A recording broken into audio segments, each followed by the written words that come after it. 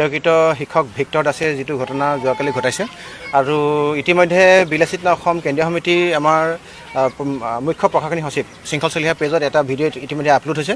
আমি তাৰ তদন্ত বিচাৰিছোঁ অসম চৰকাৰ তথা গৃহ বিভাগক বিলাসিত অসমৰ তৰফৰ পৰা আমি এইটো তেওঁলোকৰ ওপৰত আমি তাত দাবী ৰাখিছোঁ যে এই যুৱতীগৰাকীৰ ওপৰত যি শাৰীৰিক আৰু মানসিক অত্যাচাৰ চলালে তাৰ এটা উচিত তদন্ত হ'ব লাগে।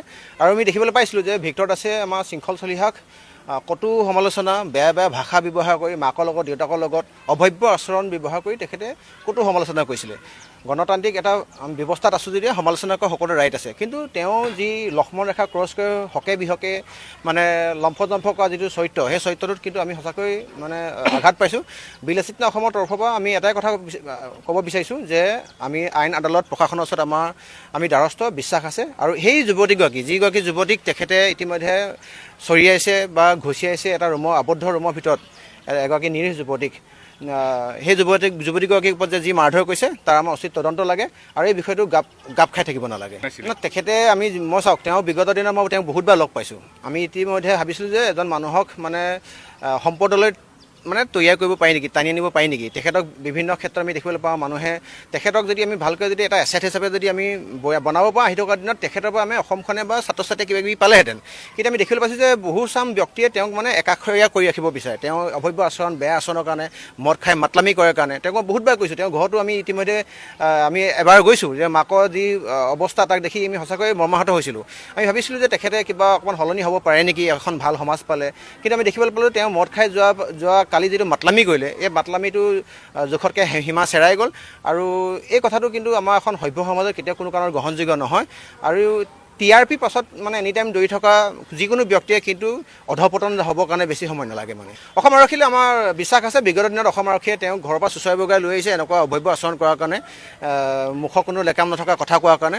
তেওঁক আমি ইয়াৰ পৰা আকৌ বাৰে বাৰে ক'ম, হাজাৰবাৰ ক'ম যে মানুহ সলনি হওঁ বুলি ক'লে সলনি হ'ব পাৰে। প্ৰকৃত শিক্ষা মানে আপোনাৰ এডুকেশ্যনটো ভালকৈ ডাঙৰকৈ ইংৰাজী কৈ বা চাৰ্টিফিকেট গোটাই ইংৰাজী মানে শিক্ষা নহয়। শিক্ষাটো আপোনাৰ স্বভাৱ চৰিত্ৰ আচৰণ আৰু আপুনি এখন সমাজত কি ধৰণে জীয়াই আছে। এতিয়া চাওক, আমি এখন গণতান্ত্ৰিক এটা ব্যৱস্থাপনাৰ ভিতৰত আমি আছোঁ, গতিকে আমি চেলেঞ্জবিলাক আমি গোটেই বিষয়বিলাক এতিয়া ন্যায়ালয়ৰ যোগেদি আগবাঢ়িম, আমি আইনীগত পথাৰে আগবাঢ়িম। আমি আইনৰ ওচৰত দ্বাৰস্থ অসম চৰকাৰ তথা গৃহ বিভাগৰ ওচৰত আমাৰ এইখিনি বিশ্বাস আছে। আৰু ইতিমধ্যে আপোনাক গম পাইছে যে ষ্টুডেণ্টো আহিছে, ইতিমধ্যে বিভিন্ন ক্ষেত্ৰফালৰ পৰা ষ্টুডেণ্টবিলাক ওলাই আহিছে আৰু তেওঁৰ এগেইনষ্টত FIR দিছে। আৰু এই ঘটনা পৰিঘটনা আঁৰত আৰু কি ঘটনা আছে সকলোবিলাক উন্মুক্ত হ'ব লাগে। ভিক্টৰ দাসে এইখিনি শিক্ষা ল'ব লাগে, কাৰণ চাওক তেওঁ এজন শিক্ষকৰ বৃত্তিত আছে।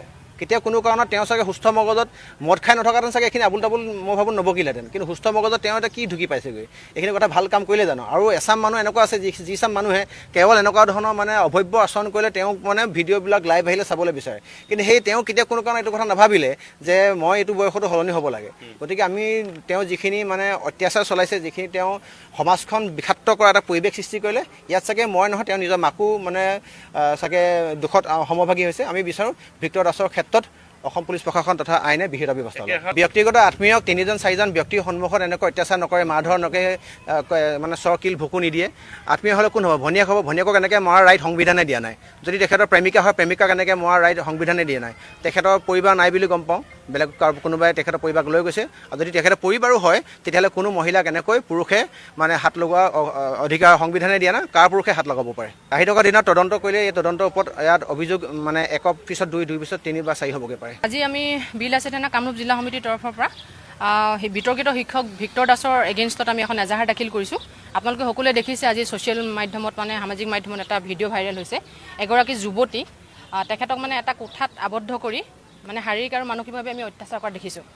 তাৰ ওপৰত আমি প্ৰশাসনক বিহিত ব্যৱস্থা লৈ সেই যুৱতীগৰাকী মানে বৰ্তমান স্থিতি কি, বৰ্তমান ক'ত আছে যুৱতীগৰাকী, মানে এতিয়া বৰ্তমান জীয়াই আছে নে তেখেতে নে ক'ত গ'ল, কি হ'ল, সেইটোৰ ওপৰত মানে এটা বিচাৰ ল'বলৈ আমি প্ৰশাসনক মানে আৰু গৃহ বিভাগক আমি এটা অনুৰোধ জনাইছোঁ। তাৰ মানে সন্দৰ্ভত আজি আমি মানে বিলাসিত থানা অসম কামৰূপ জিলা সমিতিৰ তৰফৰ পৰা আমি দিছপুৰ থানাত এখন এজাহাৰ দাখিল কৰিছোঁ। কি ক'ব গোটেই কাণ্ডটোলৈ কি ক'ব? কাণ্ডটোলৈ কি ক'ম আৰু, এতিয়া বিতৰ্কিত তেখেতে শিক্ষক, তেখেতে এটা ভিক্টৰ দাস এজন সন্মানীয় শিক্ষক, তেখেতক সকলোৱে এজন শিক্ষক বুলি জানে।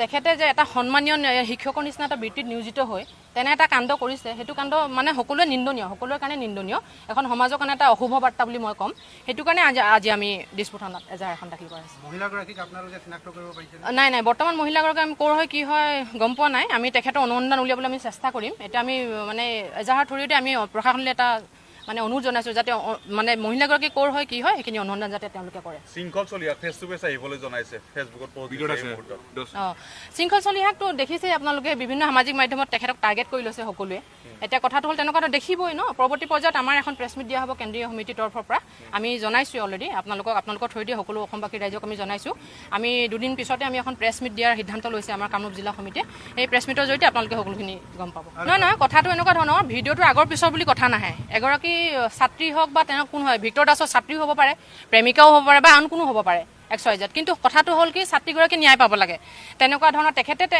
মানে শিক্ষকতাৰ বৃত্তিত নিয়োজিত হৈ মানে যিখিনি মানে কৰি ন তেখেতে এখন সমাজক নিয়ন্ত্ৰণ কৰি আছে কিন্তু সেনেকুৱা এখন সমাজত আমি তেনেকুৱা এটা অশুভ বাৰ্তা আমি হোৱাটো নিবিচাৰোঁ সেইকাৰণে আমি আজি